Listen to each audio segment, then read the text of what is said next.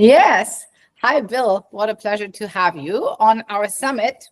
Um, I'm very proud to actually welcome you because you are actually a pretty famous guy and you're working directly with the animals. You're a veterinarian, and I would love for you to introduce yourself, but I just want to say thank you for joining us. I think what you have to share is extremely valuable for everybody. And this summit is especially made for people who are new dog owners or who want a dog. And I think we can support people in that journey and make dog ownership really joy and fun, and actually also help them avoid some of the common mistakes and some of the wrong beliefs around dog ownership.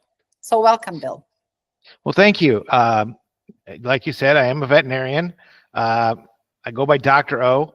So anyway, but for the last 20 years, I've explored what a lot of people would call alternative therapies. But I wish that we would think of drugs as the alternative therapy. Oh, that's a good point. Tell us more about that. Well, because when we started and who decided science, and I don't know about it in Germany or whatever country these people are listening from, but history is something I think is very important, and we need to pay attention to history. And in the U.S., back in 1910, there were 150 medical schools, 28 veterinary schools, 7 chiropractic schools, and 8 osteopathic schools. All right. Okay. Right. There was these 2 gentlemen that most people have heard of, and they had a bunch of scientists working in a lab trying to figure out ways to sell petrochemical byproducts. And they were having trouble because they made synthetic vitamins, they made some drugs, they did all this stuff, but none of the doctors really would buy in and start selling it.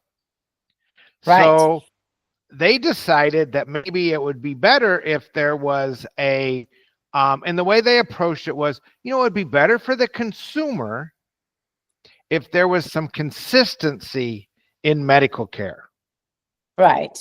And so they there was this family of brothers that they went to, and they said, hey, we want one of you guys to go look at all the schools that are out there training doctors. So this one guy went to 200 schools and put a grade on them. Now, one of the brothers was a doctor. One of the brothers was a pharmacist. One of the brothers is a scientist and has several patents for new products. Right. And one of the doctors dropped out of pre-graduate school. One of the brothers did that. Okay. Which one do you think Carnegie and Rockefeller chose to go visit medical schools and put a grade on? I guess number 4. You're correct. Oh, wow. I'm brilliant. No. Okay. 26 out of 28 vet schools closed after he visited. The only 2 were state-owned vet schools. Right. 48% of the med schools closed in the U.S. after his visit. Several of the other ones, like one that was named the New York School of Homeopathic Medicine. Yes. Is still open, and most people have heard it. It's the New York School of Medicine. It's one of the premier research facilities for medicine in the U.S. Wow. But it used to be the School of Homeopathic Medicine. They flunked. Rockefeller said, don't worry. Change your name. And we'll figure it out. add pharmacology. Right. And we'll give you some grant money to make your laboratories better so that you can pass our grading scale.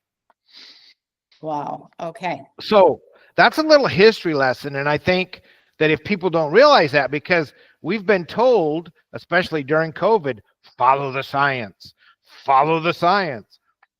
But who determined what is good science and what is bad science? And yeah, you and know, science doesn't have the credibility, right? You say science, and science has the stigma of being credible.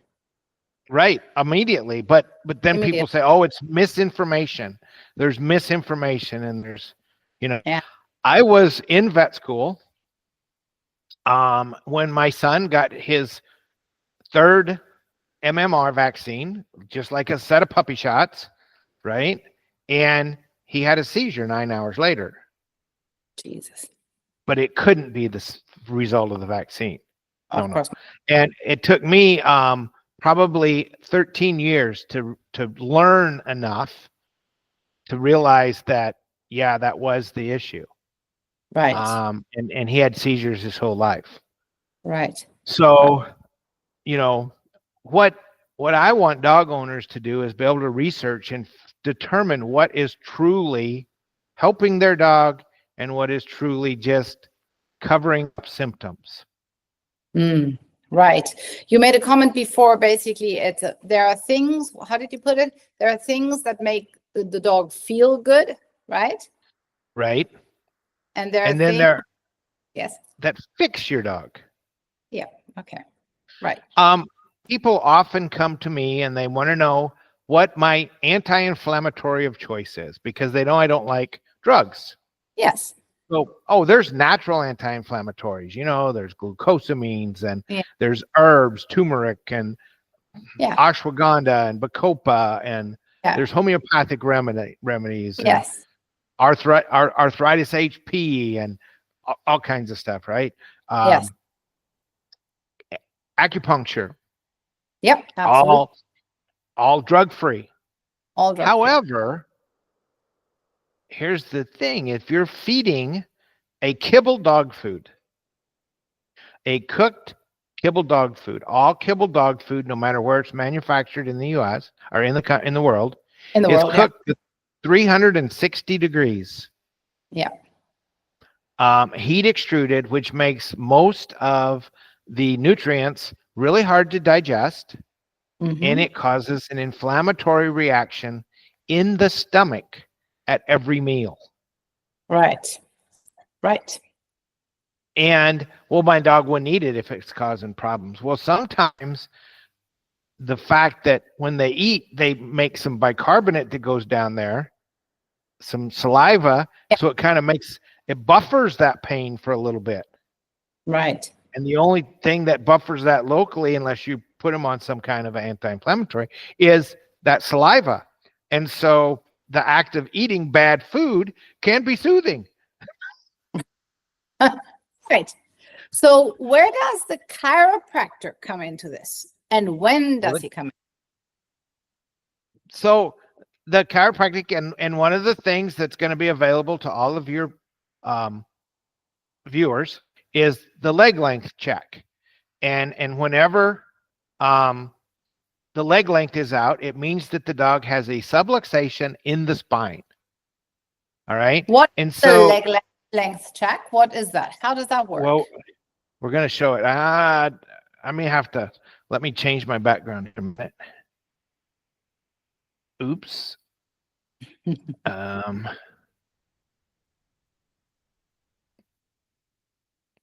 if I can get. No. How do I get rid of my background? No. Well, I have a safety pin. I don't know where I'm going to put it. Right there. There's my safety pin. I got it. All right. And it's open. Yes. Right. Now, if I massage this safety pin, if this was a real animal, but would that joint feel better? You got a massage. Do you feel better? Yeah. Sure. But guess what? It's still not connected correctly, is it? No, it's not. If I put some needles in it, acupuncture, is it going to feel better? Yes, but it's not. But it's still disconnected. Still not disconnected. If I did some some kind of a dip, right? Yeah. And I put some medication on it, Is it going to feel better? For sure. Like a hot bath. But guess what? Yeah, right? Still disconnected. So the only thing I can do is a very specific chiropractic adjustment. And now not only does it feel better, It's connected. Connected. So the brain is up here. The body's down here. We have nerve flow that goes out, tells the body what to do. We have nerve flow that comes up, tells the brain what the body is doing. And this is the ultimate health right here. Makes total sense. There are 3 things in life that cause that to happen. Thoughts, trauma, toxins. Thoughts, trauma, and toxins. Interesting. Correct. So, well, my dog, he's not stressed. Well, dogs are creatures of routine. Well, you just got a new dog, so you brought him home. That's stressful. That's stressful, of course. Your dog is into a routine. He's been there for a while, and now you change jobs. And you get home 15 minutes later than you used to get home. Stress for the dog. Stress. You have holiday company. Yeah. The dog is used to you, your significant other. Son? Yeah, exactly. And the dogs. And that's it. And now all of a sudden, there's an invasion in the house. Stress. Yeah. Stress. Okay, so that's thoughts. Trauma. You know, it doesn't have to be a huge trauma, but playing ball. How many times you're playing ball with the dog and a rock slips, or the ball doesn't bounce straight and it bounces crooked, and he, instead of going like this, he has to go like that. Yes. There you go. Doesn't have to be huge trauma. I like to think of, for us, like stepping off of a curb. Yeah, exactly. When you don't see the curb, right? And you're stepping off and you kind of step into the air. Yeah. Right. But if you do that 100 times, 90 of it, nothing happens. It's fine. Yeah. And then 10 times you have or 9 times you have a little bobble, but still nothing. And then there's that one time where, you know, you get up and you brush yourself off and look around and go, I'm okay. Okay. But you kind of feel not so okay, right? Yeah. Right. You feel not okay, but in a day or so, you're like, oh, I guess it wasn't such a big deal. But that what happened was that spine had to disconnect. The body learns to accommodate that disconnect. Yes. And so that's why a lot of times if we wait, and the first time we take our dogs to the chiropractor is when they're geriatric, it takes a while for them to get used to a new normal. Of course. But if we go right as puppies or sooner, a lot of our breeders bring their dogs in at birth. As soon as they're dry, we adjust the puppies. Yes. Because birth is a huge trauma. Yes, it's funny you should say that. I did that with my child, actually. Yeah. Right? So because I had to have a stupid detail, I had to have a cesarean, and actually because that you have a cesarean, you know, the spine is not stretched. Screaming he was screaming, and the only thing that really helped was a chiropractor and an osteopath. Yep. Yeah. And in our country, osteopaths don't adjust very much anymore. They're mainly drugs, because they were quacks. Remember that Carnegie and yes, the story. Rockefeller? Well, they were calling osteopaths quacks and chiropractors. Well, chiropractors didn't cave, and in fact, they're still fighting that, trying to keep drugs out of the chiropractic profession. Yes. But in 1938, osteopaths said, "Okay, fine, we're going to start teaching pharmacology." Oh, so now in the U.S., osteopaths are real doctors. Oh, and here we don't have that. An osteopath is really drug-free. Yeah, interesting. Yeah. So see, here it's different. Chiropractors are the only ones that are drug-free here. Right. So yeah. So your dog. So you treat the dog. Basically, you treat the body. The spine. The spine. Yep. Treat the spine and let the body heal itself. Right. We know that adjusted animals, whether it be 2-legged or 4-legged, have an increased white blood cell count of 400% in the generic blood cells that count that fight viruses and bacteria. How is that? It just happens. We stimulate the immune system when we adjust the upper cervical region. It shows up in, and that was actually done at a medical school. That research. Oh wow, interesting. It was an accident. It was a good accident. So Bill, basically, if you had a tip for a first dog owner, what would be your three major advice points to give them? Okay, so the three things would be avoid. So one, we're going to avoid thoughts, trauma, toxins. Got it. As much as possible, because it's not. Now, how are we going to do that? One, we're going to feed a species-specific raw food diet. Right. Why? Because that's going to avoid toxins. It's also going to help avoid inflammation or some trauma in the gut.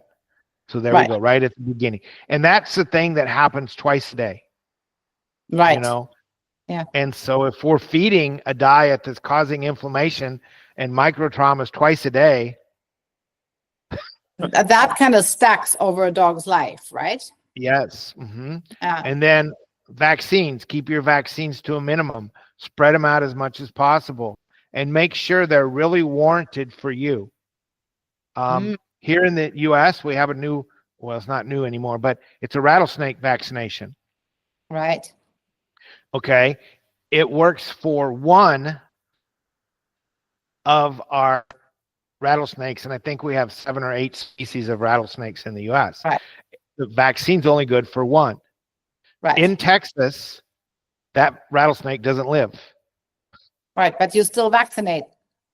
There are still people recommend rattlesnake vaccine, and I got to get my rattlesnake vaccine from my dog, because we do have rattlesnakes. Right. Just not the one the vaccine is good for. So yeah, that's not very useful, is it? No, but there's people that vaccinate for it.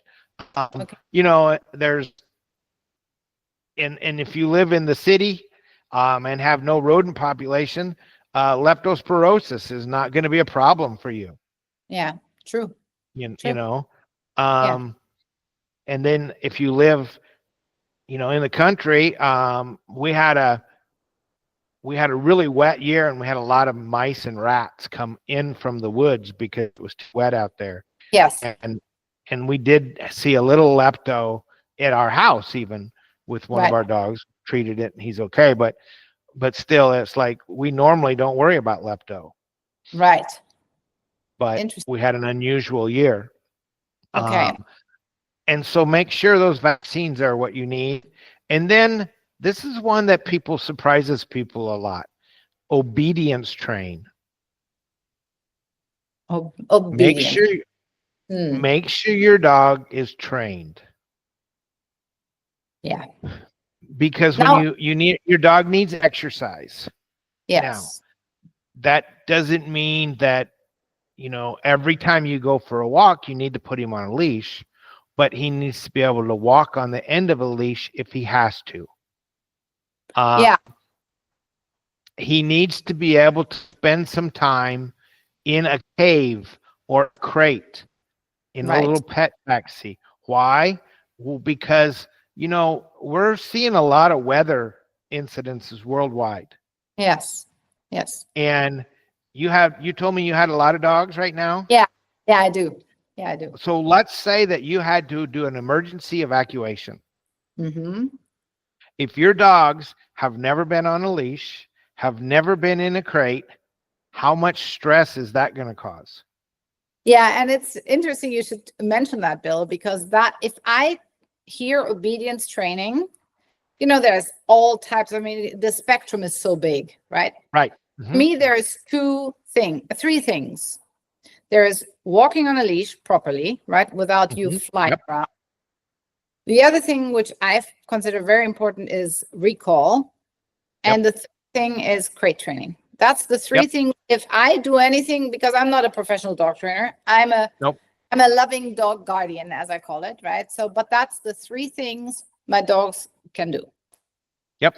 And it it's the has three helped. things that are important. Yeah, absolutely. That has helped me a great deal. And I think that's really important for the audience, especially having their first dog. Do not feel bad about putting a dog in the crate, especially when they're not used to it. They have to get used to it, but it's really a safe space for them. And frankly, I like fireworks is a good example, right? Like fireworks, my dogs all have their crate. They put them in a crate. I turn up the music. Of course, it still does a bit of bang bang, but they're fine. They're fine. Yep. Yeah. And the recall, because you never know, like you could just go out. I'm just going to walk to the mailbox. Yes. It's only, I don't know, 50 feet, 100 feet, whatever. I'm going to walk to the mailbox and my dog will be fine. Yes. And a rabbit runs by. Yep. Or a squirrel runs by.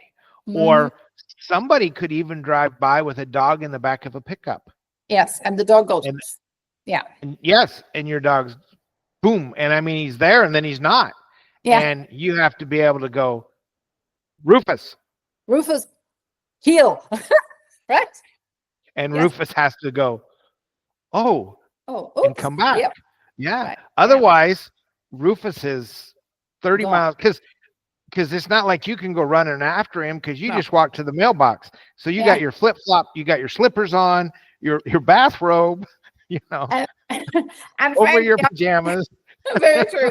And frankly, speaking from experience, even if you had on a pair of good Nikes, it's rather difficult to follow a dog when he runs after a rabbit, right? So, I mean, I know very few people who could catch up with this animal. That's difficult. We have trackers on our livestock guardian dogs. Right. And most of the time they stay home on the ranch, but every once in a while, and we have some bad cell signal too in this area. Yes, of course. And so the tracker isn't always, it's not like live feed. Yeah, so exactly. We'll go where they were, and by the time we get there, they're not there anymore. Absolutely. And so trying to figure out which way they're going is important, so we can try to get ahead of them. But our dogs have been we found them 4 or 5 miles from home. Yeah, absolutely. They can go far. So how big? Because we talked a lot about the body. How big is or how important is mental stimuli? Oh, it's important. You have to.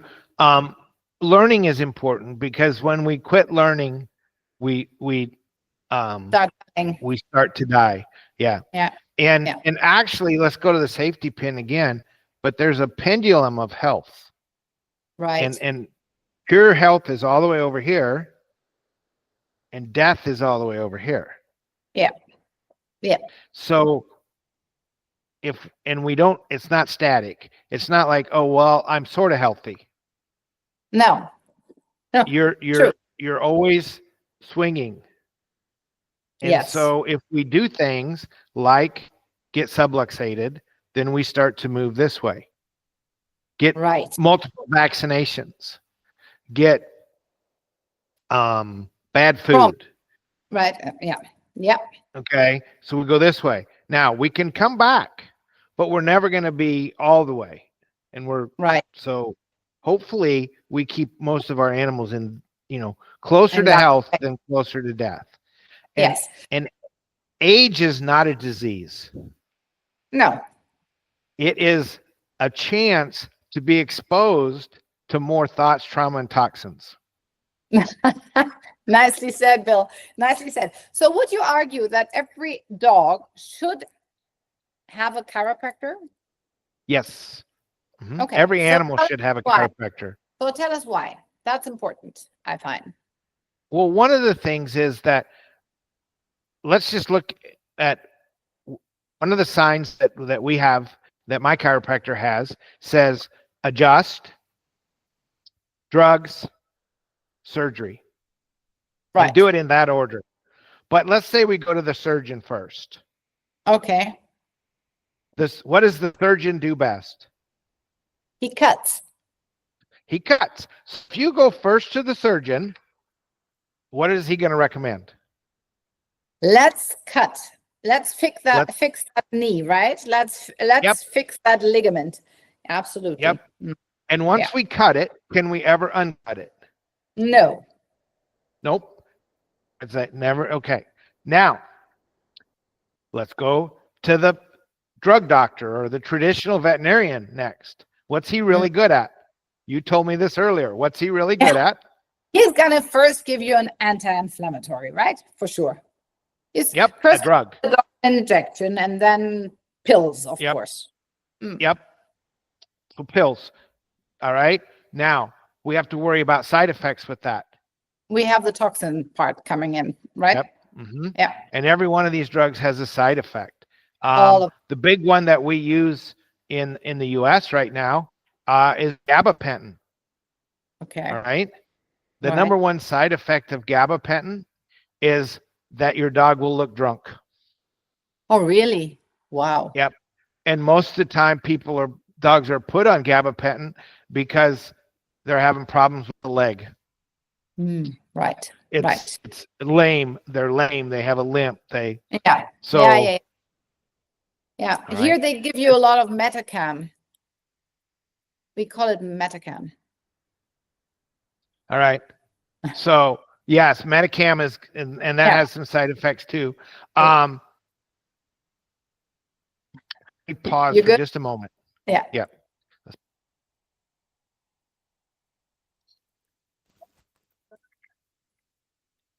Like 12, 15 probably. Yes.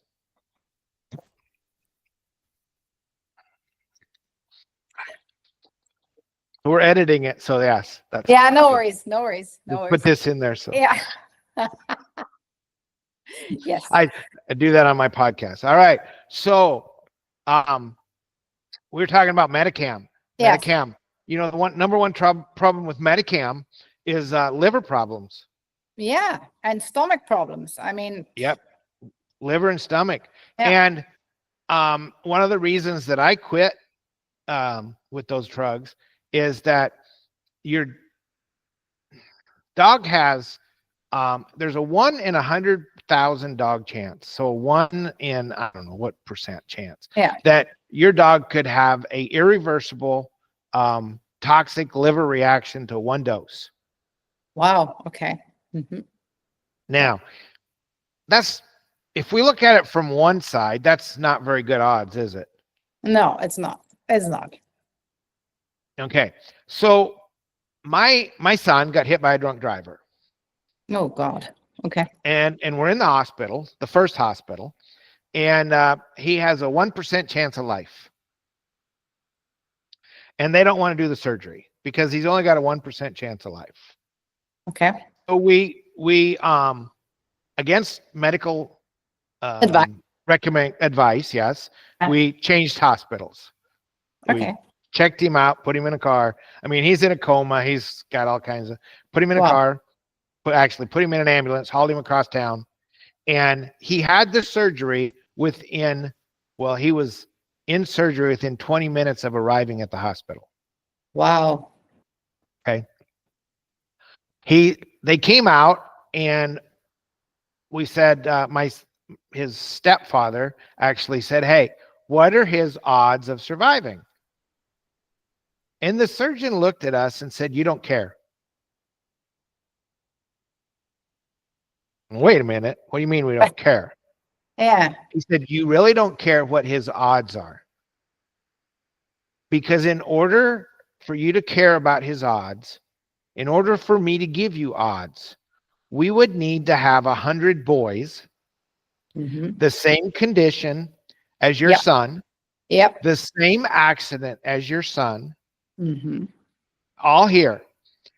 And then you would have to look at me and tell me that you cared just as much for those other 99 boys as you did your own son."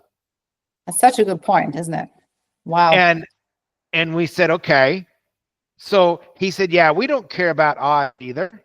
So we're going to make sure we do everything we can to make sure that your son survives." Exactly. Good point, right? So if there's a 1 in 100,000 chance that a dog could have a toxic reaction to this drug, Yes. I can't guarantee that your dog's not the one. No, of course not. No, of course not. So I'm not going to recommend it. Yes, got it. Because for me, do you care about the other 99,999 dogs? Dogs? Nope. Right? You care about that one. Absolutely. That one. And that's the only one I'm going to care about too. And so we're going to do what's best for your dog. And that's first, we're going to try things that have no side effects. The chiropractic adjustment. So we adjust. That's the first step. We adjust. That's first. Get the spine, get the body to feel. Every living creature is born with everything it needs to live a healthy life. Yes. Innate intelligence, whatever you perceive innate intelligence to be, whether that comes from God or some universal intelligence, whatever. Okay. When two cells got together. Okay. Yep. All right. When you turn around and look at the sign behind you. All right. Yes. The one behind you about Lady and the Tramp. All those dogs look different. Very true. But they all started with two cells that looked alike. Yes. Interesting, isn't it? Good point. But those two cells had the innate intelligence, the built-in intelligence to make those dogs look like they did. Yes. Amazing. And that innate intelligence doesn't leave the minute we're born. It's there to keep us healthy. It's there to make sure we learn how to move. It's there to how we do everything. The only time innate intelligence leaves the building is when we're dead. Yep. Absolutely. And our job as guardians is to stay out of innate intelligence way. And let the body do what it's designed to do, which is to heal and be vibrant and energetic in an amazing creature. Yeah. You know, whether that be a, you know, maybe my job, maybe your job is to be a guardian of multiple dogs. Maybe your job is to be a rich banker. Maybe it's to be whatever. But you need to be the best at that you can be. And the only way to do that is to be at 100%. And if your body is fogged or cloudy or whatever, you know, in the US, we live in the country. One of the reasons we moved to the country was because we got fed up with the traffic. And here in our country, we know that 78% of drivers are on a pharmacological product that clouds the judgment in their mind. Yeah. Wow. Yeah. That's 78% of the drivers coming towards you. That's 78 out of 100, right? That's amazing. Oh my God, it's a huge number. Incredible. Could have cloudy judgment. Right. So there are some odds too. There are some odds, right? Yeah. So why must we, you know, get these pharmacological agents out of our systems? Dee Palmer said that if we can keep everybody adjusted, we can clear the sanitariums and the prisons. Yeah, that could be. I don't know, but that sounds like that's a good hypothesis, right? Well, we've done it with dog shelters. Really? They're drugged. When we adjust the dogs, every dog that comes in, their drug bills go down, their fighting goes down. Dogs are adopted out, and fewer of them come back because of issues. So that's wonderful. So I think to close this interview, first of all, Bill, thank you for your time. I know this is one of the most valuable goods we have, right? So I thank you so much for your time. I think it's super important for our audience to keep that in mind. And also, I think the chiropractor needs to become more of a centerpiece of taking care of your dog, right? Yes. And so if your veterinarian is not trained in animal chiropractic, we do train veterinarians and chiropractors all over the world to adjust animals properly. That is fantastic. I have a lot of contacts to veterinarians, so I think that's something we should totally talk about as well. It's all right. so important. Thank we'll you have so to much. have another meeting. So thank you so much. Absolutely. I appreciate it. And as your gift to your viewers, there'll be a short video on leg length check in the dog. Thank you so much, Bill. Thank you so much. Right. I wish you a wonderful rest of your day and all You the too. best. Thank you. All right. Thank you. Bye now.